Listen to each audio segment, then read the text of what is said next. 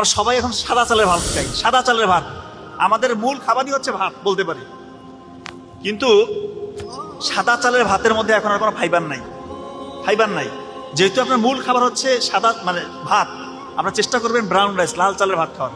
সাদা চালের ভাত খেলে বেরি বেরি রোগ হয়, বেরি বেরি, কারণ এখানে ভিটামিন B1, B3, B6 এই ভিটামিনগুলো থাকে না সাদা চালে। তখন কি হবে, বেরি বেরি হলে কি হবে, হাত পা চিবাচিবি করবে, শরীর একটুতে ক্লান্ত হয়ে যাবেন, দেখবেন যে মানে একটু হলে ঘুম আসতেছে, পাগুলা মানে অনেকে বলে ঝিমঝিম করতেছে। এই লক্ষণগুলো সাদা চালের ভাত খেলে হয়।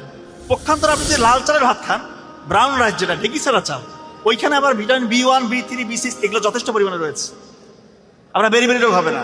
আপনার এই সাদা চালের ভাত খেলে 50 থেকে 70% সম্ভাবনা বেড়ে যায় ডায়াবেটিক্স হওয়ার।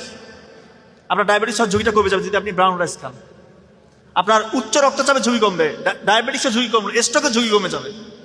এই জন্য ব্রাউন রাইসটা আপনি খাওয়ার চেষ্টা করবেন। আচ্ছা,